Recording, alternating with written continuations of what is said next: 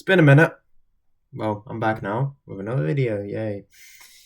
Anyway, today's topic is something I've been thinking about recently, and that is, well, you've read the title. It's what is the point of economic development? Right. I mean, we're led to believe by news sources and so-called experts that the higher the numbers we see in the news go up, the higher the GDP growth, the higher the um, I don't know, whatever indices they want to use to measure standard of living and whatever the hell, right? The higher they go up, the better, right? We should, on paper, be much better off now than we were 10, 20 years ago. And yet people still think that those times were better than now. Why is that? Well, e- economics is incredibly complex, right?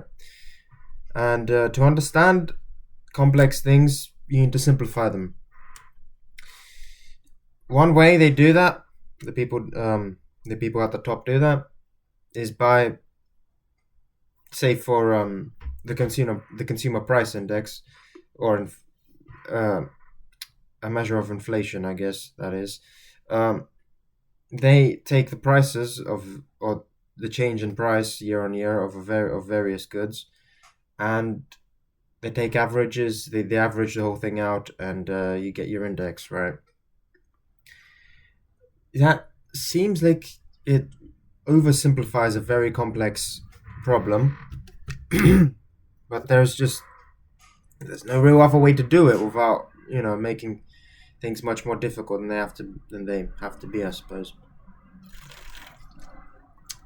Now the problem with these measures that they use has only really started to show now, when despite GDP going up, and despite um, us on paper being able to afford more than we have ever been able to in the history of humanity, including those golden years, so to speak, of the um, 2010s, or whatever people fantasize about now.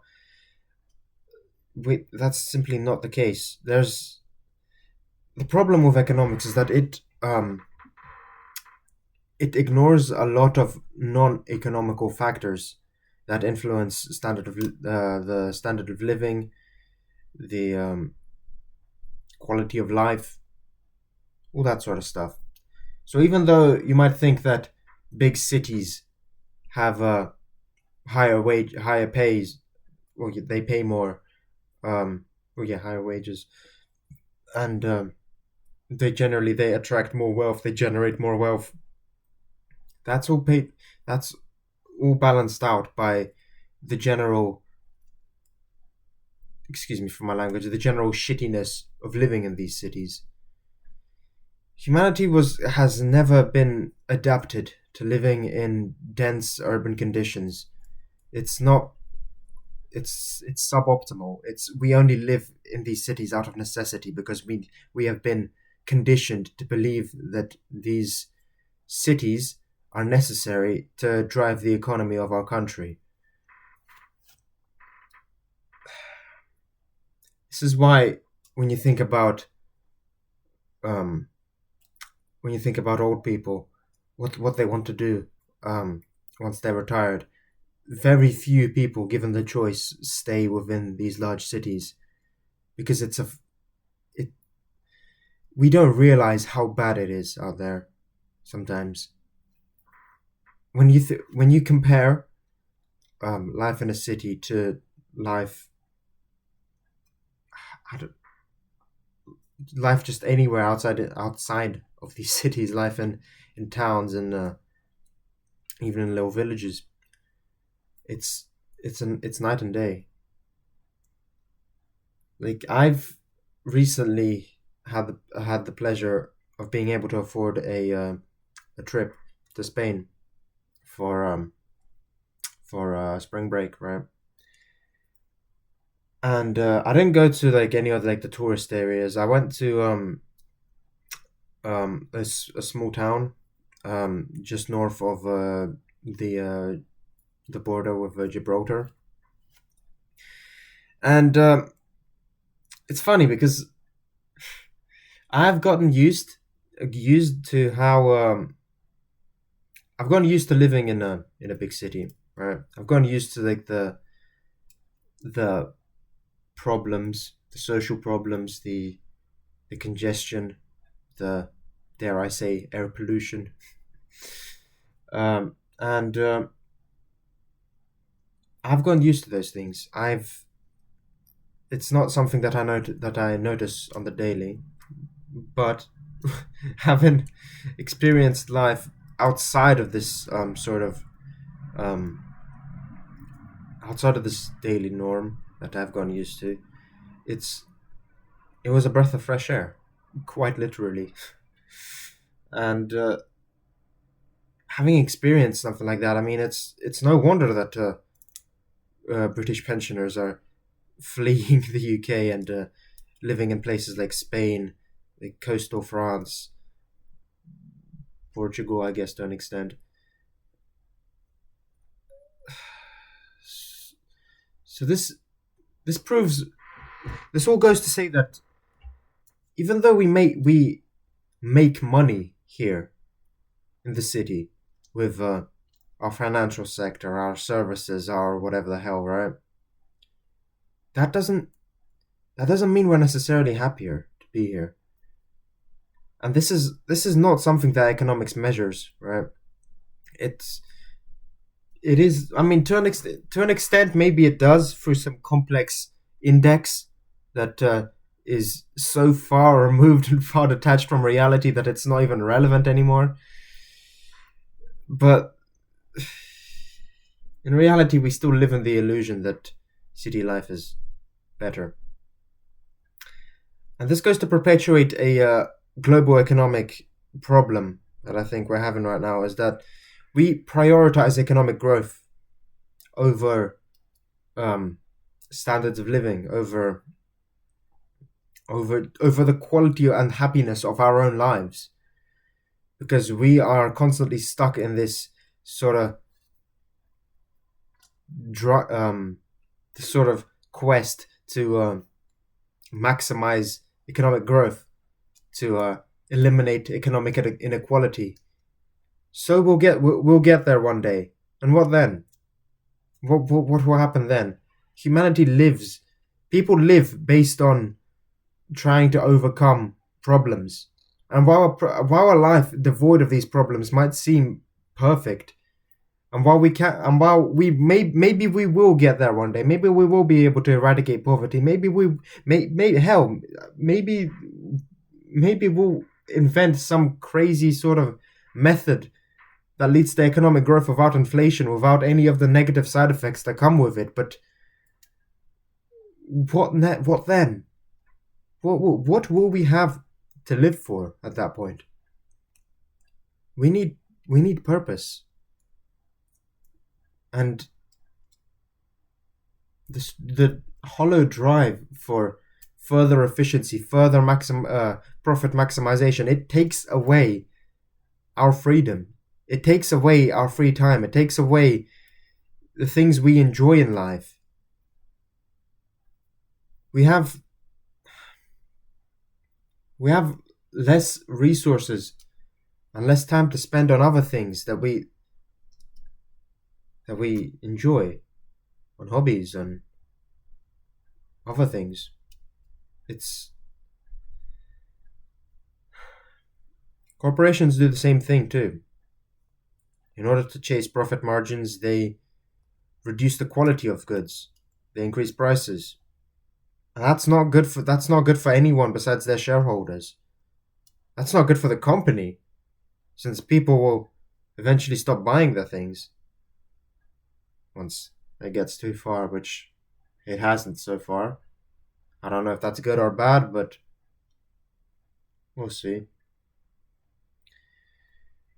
So my whole point is that everyone needs to chill out, alright?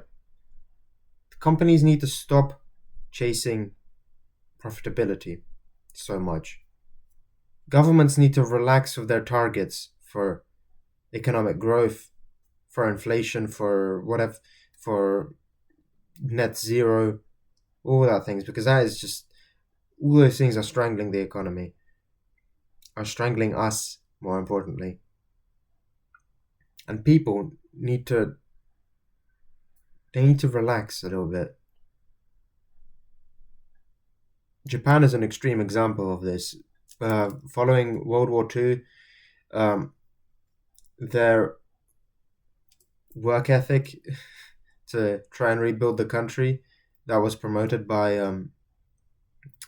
that by the government at the time, the post World War II government.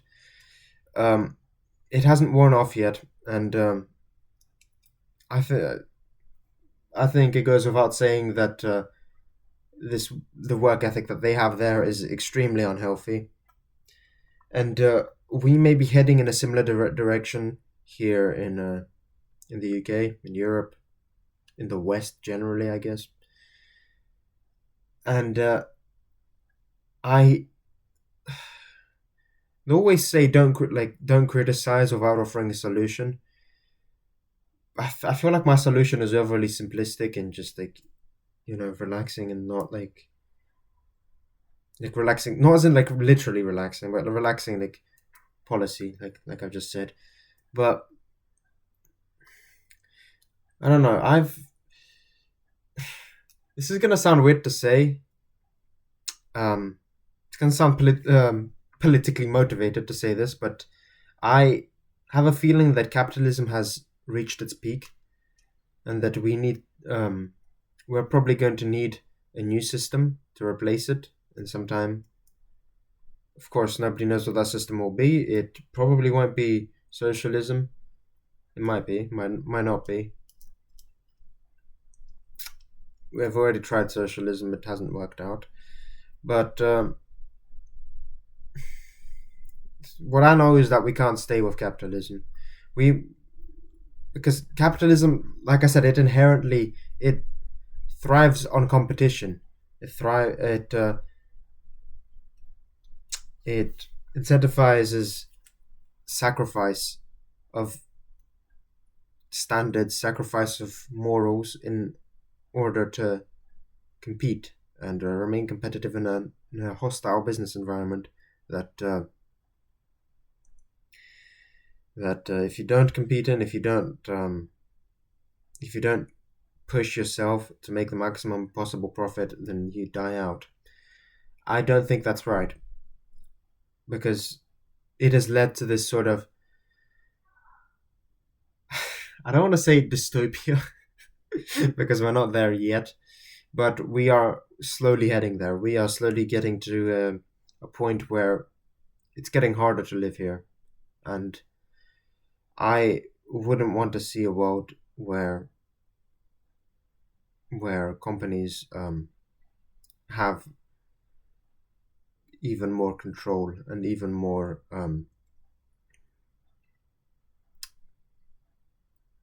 I guess just even more influence over our lives than they already do now. Uh, it's it's difficult to say.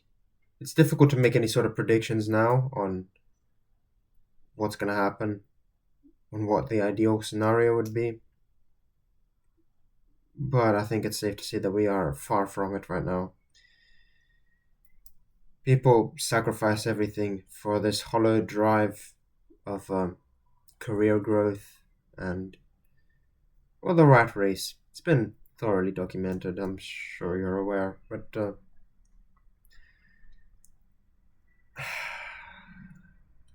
my point is that we have a lot of problems right now, and these problems can be solved, I think, by changing government policy, perhaps. Not that our government is going to do anything, of course. And if nothing's going to happen, then we'll probably slowly continue to decline. The numbers will keep going up, but none of it will be worth it. We have fooled ourselves into thinking that this system of economic growth is for our benefit. It's not. It's only a matter of time till people realize it. Well, I guess that's all I'm going to talk about for now. It's a complex problem. I'll probably make a couple of other videos on it. I briefly touched on this lack of purpose that humanity will have in the coming times, but that will warrant its own video, I suppose. But yeah, thank you for watching. Thanks for sticking around. Appreciate you guys watching. If you watched to the end, well, I mean, I'm very thankful. But yeah, subscribe if you want to see if you want to watch more of my psychotic ramblings on why things suck. Anyway, see you.